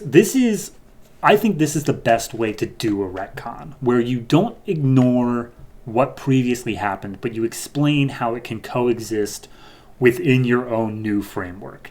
Yes, Wonder Woman was actually blood of a god, but they didn't just say, oh no, the Clay thing never actually happened, we're just brushing that under the rug. It's like, no, the Clay thing was the cover story. Like, this is what actually happened. It's a great way to actually do a retcon where you're not re-examining, like, did it really happen? Did it not? No, it happened. But it's not the whole truth. It's just taking what was already there and expanding upon it. I really like when that's done well, and this was definitely done well. Art-wise, this is all fantastic. The line work might be a little bit thick for me, but it's just the style that Bernard Chang goes for, and it works for his style. But it's beautiful all throughout, and I don't have any problem with any proportions or faces or anything like that. So overall, I'm going to go ahead and give this one a 7.5. Very good, very solid. It's pretty, as far as I'm aware, this is still how Wonder Woman is. She still is Blood of the Gods. I'm not entirely positive if anything's changed with her origin specifically, but this is still the definitive origin, I believe. So, yeah, it's definitely an issue that's worth reading if you want to know your Wonder Woman history. So, 7.5 for me.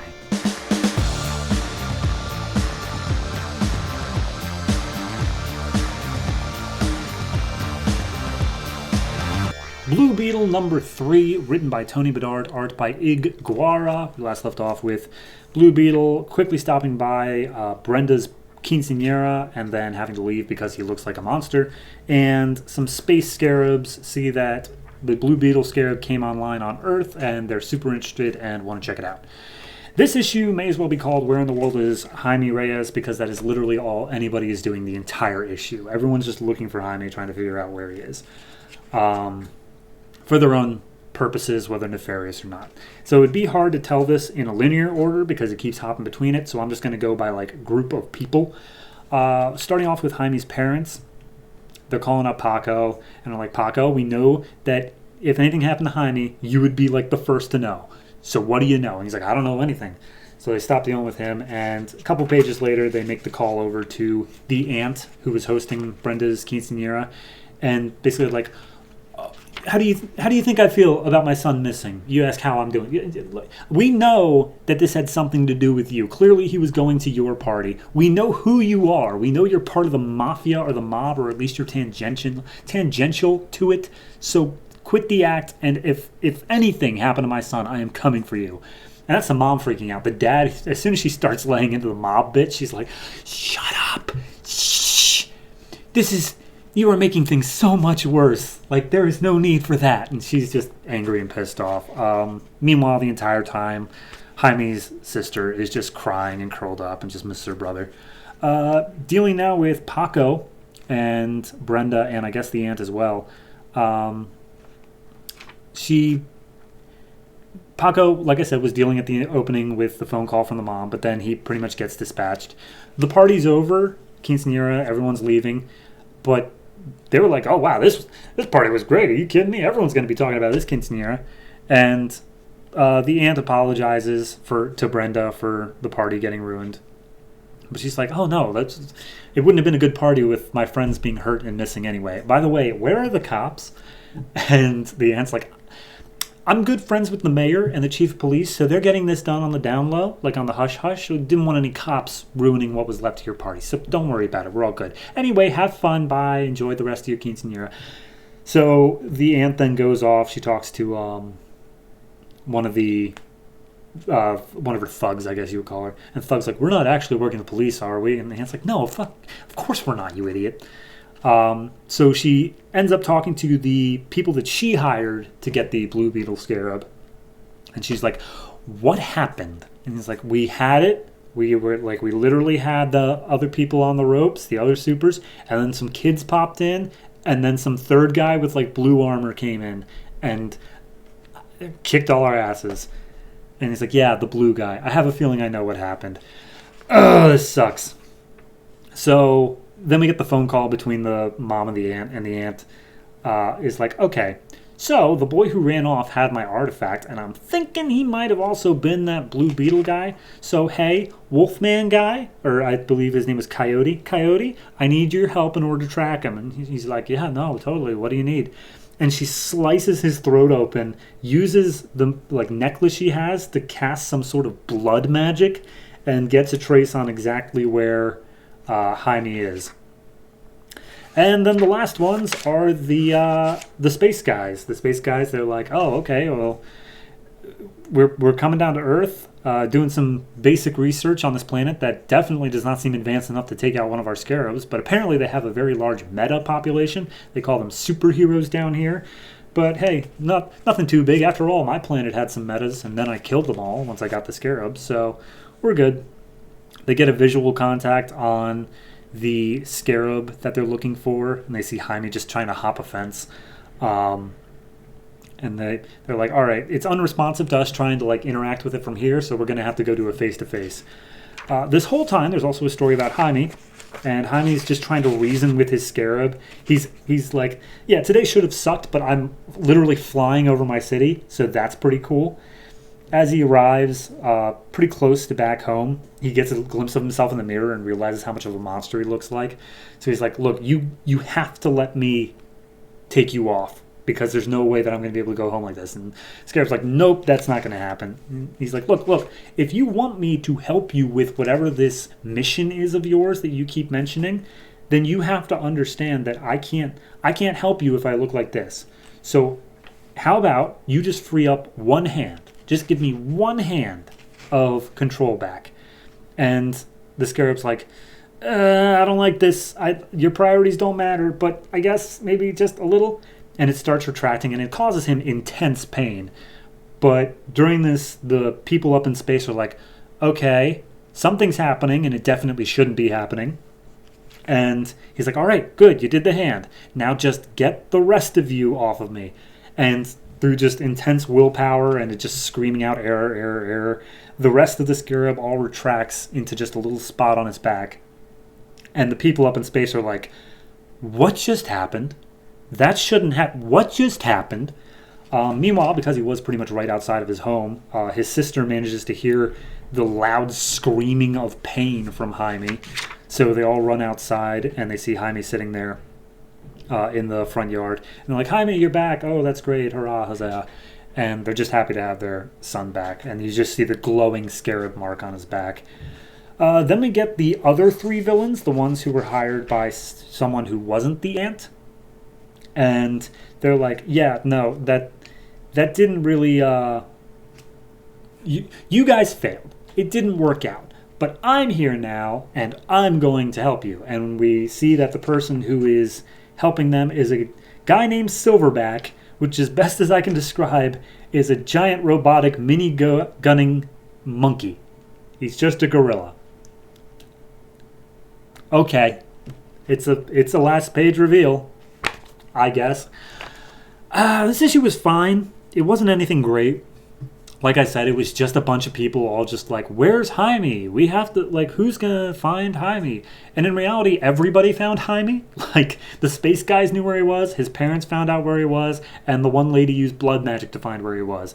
So, in reality, everybody knows where he is, and they all know. I think that the ant is the only one who knows that he's Blue Beetle and Jaime at the same time, but it's still a little bit amorphous how much she knows. Overall, I'm giving this a 6.5. Art's nothing too fantastic. It's pretty stock style.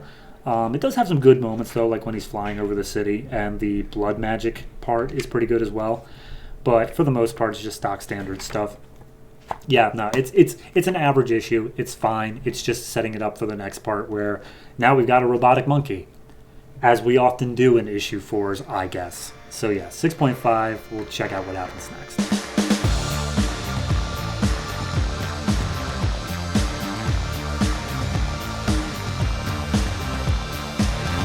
Legion of Superheroes number 3, written by Paul Levitz, art by Francis Portela. We last left off with the Legion wrestling a Daxamite, who I think they may have named Renegade. I'm a bit unclear, but they definitely know his name is Renegade in this issue. And then a whole fleet of ships shows up as soon as they get him, I don't know, restrained for a second. This issue I had to read like 4 times to understand what in the hell was going on, so I'm just going to do my best. So all the ships are arriving. The Legion's freaking out. It's apparently a Dominator fleet, which is an alien race that I guess we're just supposed to be familiar with. And the Legion's like, all right, well, let's see if they're bluffing in their attack on this planet. And Phantom Girl flies up and she's like, hey, and then they immediately open fire. And it's like, well, they're not bluffing, so let's get to fighting. So we cut inside the Dominator ship, and the Dominator's like, the Legion wasn't A, supposed to be here, or B, know that we were coming, so should we turn around? And the leader's like, nah, there's nobody dangerous here on the planet. And they just show like the 4 that, again, I don't know, Chameleon Kid's one of them. And then we cut back over to who I guess is supposed to be the dangerous ones, and it's Brainiac 5 and Glorith, and they're testing out her shield ability thing. And basically by testing it out, it's just unleashing a massive load of firepower upon her and hoping that she can block it all. She can't, and some gets through, but Brainiac 5 she gave him like some shield technology, and that saved her. So it's like, all right, cool. So we're going to keep on testing your limits. And they're like, shouldn't we be caring about, the main plot over there? Brainiac's like, Mon-El's already on the way, and he gets annoyed when I'm involved and step on his toes. So, no, we won't be part of this. Then we cut back to the planet. The 2 people from the start who were like the new guys that I genuinely don't remember the name of at all, they're trying to hold their own. They're doing a decent job. But the chameleon lad comes in and saves them from some energy attacks. We see Phantom Girl. She's flying up inside the ships and like tearing them apart with her powers. And we see her just explode a ship from the inside. Then we cut to Cosmic Boy, Lightning Lass, Shrinking Violet, and the Invisible Kid, who are all flying to Daxam to understand, like, hey, who's this dude that's causing trouble on this planet? So they arrive on Daxam and they start talking, and they're like, okay, do you know anybody like named Resveer, a.k.a. the Renegade?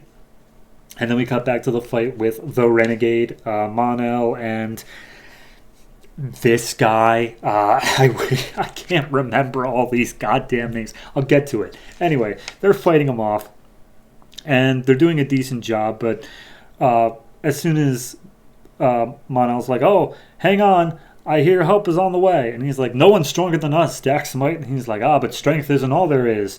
And Sunboy, Shadow Lass, and this guy show up. I think he's Element Lad. That's it, Element Lad. And they're like, there is a bunch of different kinds of power in the universe. So Shadow Lass puts them in shadow and blinds them, so Mon-El is able to get a few hits off.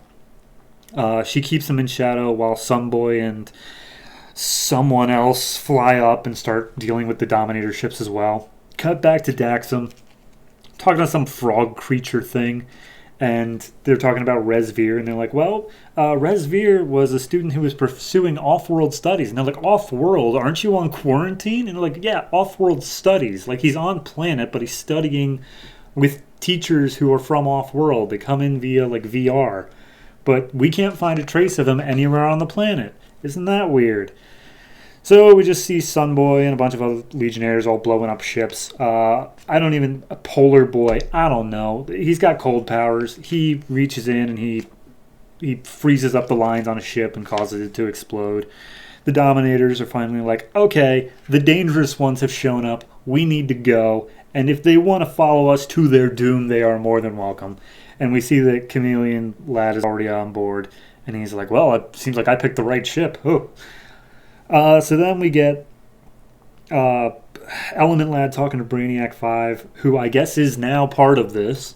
And he's like, hey, so their anti-lead serum that's like allowing him to be out here, it's got something in it that ain't what you put in it. So it's like, I don't know what it is. And it's like, well, you can't change it because your powers aren't that like minute. It's traces in his blood. So you just, good job being able to sense it, but just change the oxygen around him to inertron, and then we'll cuff him. So their Shadow Lass is ready to drop the shadow around him, but as soon as she does, we see the Mon-El and this other guy I can't remember the name of have already defeated him. And Brainiac's like, but how did you do that? And Mon-El's like, let's just say I'm a little more used to action in Shadow, because he dated Shadow Lass apparently. And Brainiac quite literally does the Mon-El, ba-ba-ba-ba-da. I didn't like it. I didn't like it at all. Good Lord. Okay, I think my biggest qualm is the fact that throughout these past 3 issues, they only name each of the Legionnaires once.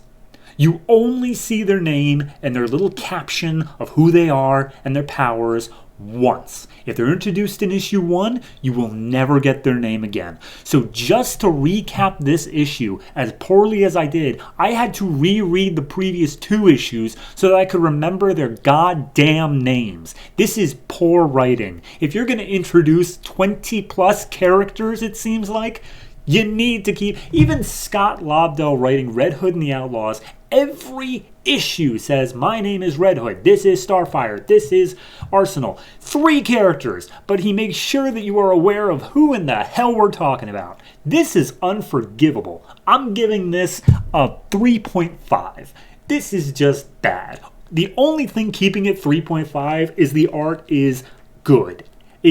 I've never confused any characters for any other characters. They each had their own identities, and I was able to place where everything was in relation to each other. Art, fine. Everything to do with the writing, dear God. This is for people who already know everything about the Legion, and I am definitely not one of them.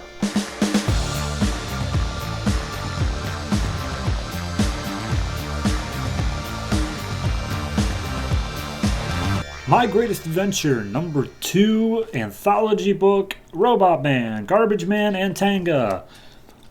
It was very confusing last time. Let's hope it's better this time. So, first story is Robot Man's story. We last left off with him being torn apart by zombies while seemingly being very nonchalant about it.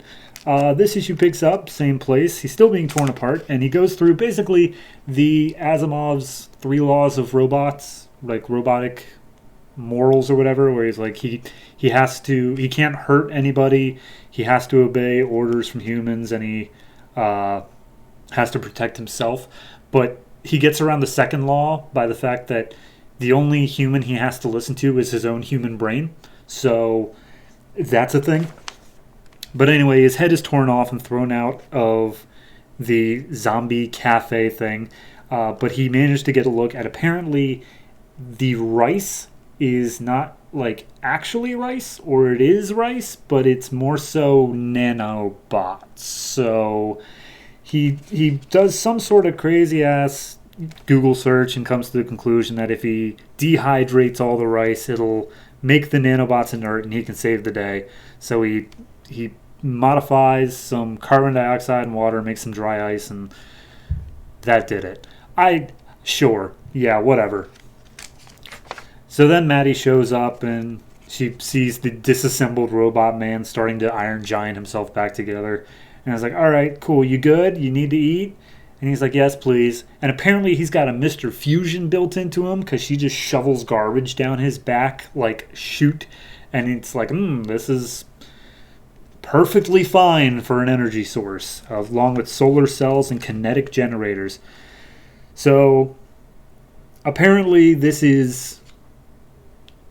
if you remember, the entire thing was they're looking for a guy named Mr. Turing, but he wasn't here. So now they are, for some reason, going to Zanzibar City. For the life of me, I don't know why. There's nothing to indicate why they're going to Zanzibar City, but regardless, he's flying off to Zanzibar. As he's flying there, he's still a bit hungry. He eats some fish under the ocean, and then as he approaches Zanzibar City, sees that a giant robotic snake is attacking it, so he goes up against it.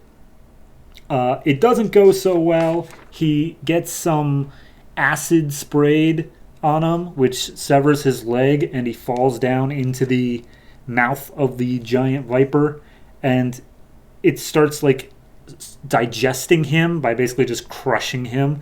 And as he does, Maddie comes over the comms and says like, oh, by the way, Turing didn't go to Zanzibar City. He went to an island near Zanzibar City. You're in the wrong place. And this island is where I found you.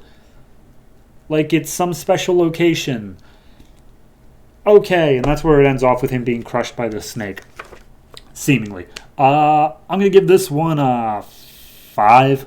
Like, I don't know how we got from, like, the beginning of the issue to here. It just seems like characters are like, all right, I'm going to go do this thing now, bye. So, yeah, art-wise, it's okay. It's nothing to write home about. It's fine. The snake looks good. I like the snake. So, moving on to Garbage Man. By the way, I don't think I said, Robot Man was written by Matt Kint and drawn by Scott Collins. And Garbage Man is Aaron Lopresti all over. So we last left off Garbage Man. He was talking to some guy named the Reverend. And we just pick up here again where he's talking to the Reverend and basically just shooting the shit. Like he's just talking like, oh, wow, you got yourself a nice place here. It's Gotham. You know, you should get some lighting. It's really dark around here. Someone could get lost. And, of course, on cue, we cut to someone getting lost. He's like, Reverend, I'm here to help you. And he's got a flashlight, and he turns with the flashlight and sees a silhouette that seems to be a velociraptor, but we don't follow through on that. So, whatever. Also, during that shooting the shit scene, Reverend's just like, Garbage Man, you know, he's like, oh, even Jesus wasn't saved suffering, so don't expect so much for yourself.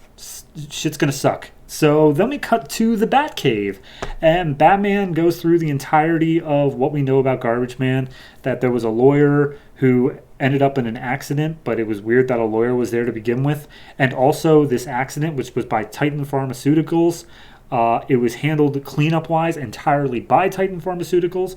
The police didn't get involved at all, so it's something for him to look into, especially because it has something to do with this, as Batman calls it, a mud man. And then we go back to his secretary on the street, Miss Collins. I can't remember the first name real quick, Samantha. And one of the homeless people was like, hey, I'm here to take you to see Garbage Man. And he's like, I don't know what you're talking about. It's like, your friend needs you. Come. She's like, fine, whatever. And she goes down an alley where Garbage Man's hiding in the back. And he says, you know, it's me, it's Richard. And she's like, no, Richard died. And he reveals, like, you told me when I gave you that pendant that I could always count on you.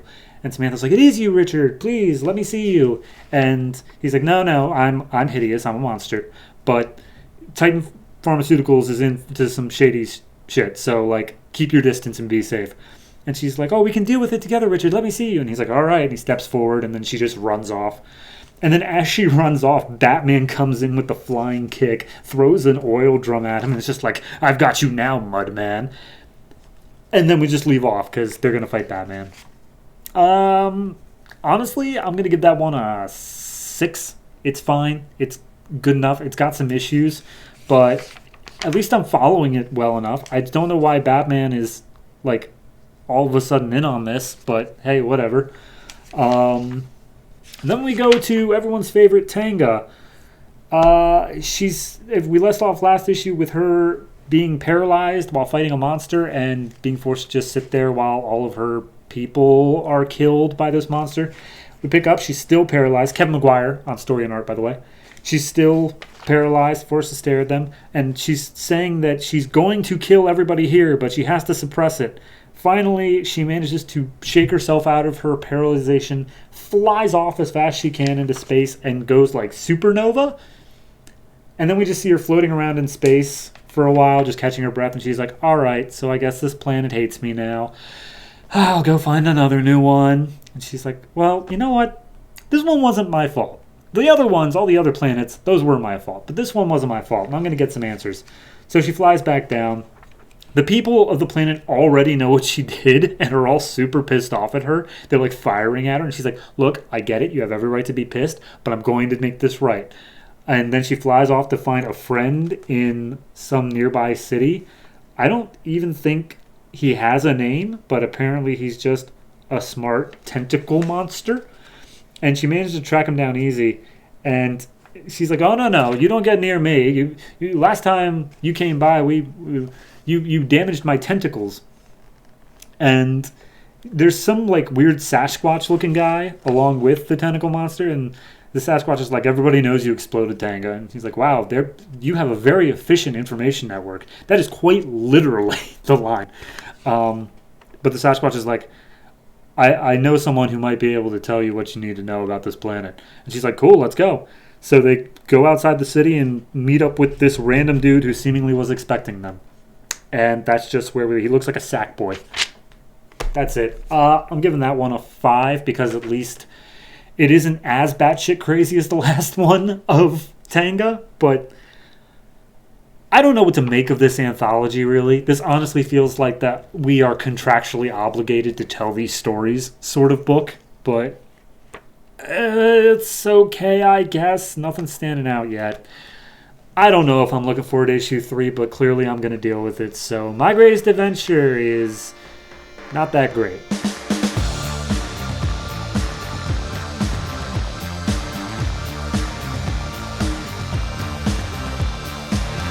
And that's it. That is all the comics that came out this week from DC Comics, November 16th, back in 2011. And Legion of Superheroes is just not going to get any easier, is it? Here I thought, maybe it would calm down. Maybe I'd get it. But no, it's just more confusing because they keep introducing more people. And I genuinely have no idea how anybody keeps track of all the lads and the lasses and the kids. And you know what? I'm just going to go ahead and end the show because it's only going to get worse from here. So, coming out next week, November 23rd, 2011, we have the number 3 issues of Batman the Dark Knight, Superman, Green Lantern, New Guardians, Aquaman, The Flash, The Fury of Firestorm, The Nuclear Man, The Savage Hawkman, All-Star Western, Blackhawks, Voodoo, Teen Titans, iVampire, Justice League Dark, and the number 2 issue of The Shade. I should probably look up what The Shade is about before next time because I was woefully underprepared last time, but I'm not gonna lie to you guys, I'm always underprepared. If you've had any opinions on the comics I've reviewed today, anything I'm going to be reviewing next week, or any comic I'm ever going to talk about ever in the history of this show, feel free to hit me up on Twitter at DC Comics Podcast. That is at DC Comics Podcast, all one word. Use the hashtag New52 because I genuinely believe that Dan DiDio still checks that hashtag regularly, hoping that it will come back and he can prove himself once more to the world. Additionally, we have a Patreon, not for bonus stuff for me, but bonus stuff for other people in the Mild Fuzz Network. That is Mild Fuzz TV. That is Mild Fuzz TV, all one word. I'm trying to get all of my bookmarks to be $100 bills. So if you could go ahead and just, $5,200 per month, that'd be cool. Make sure you mention my name so I can get all that money. Anyway, I'm done. I have nothing more to say. I'm tired. Legion has tired me out because I have to remember 58 superheroes all in one book, all of which have the exact same naming scheme and nothing identifiable about them. If there are any Legion fans out there, by the way, who are somehow listening to the end of this after I badmouthed it so badly, I want you to know I don't understand you. I never will, and we're never going to see eye to eye. Good night, everybody, and always remember, if it ain't broke, don't fix it.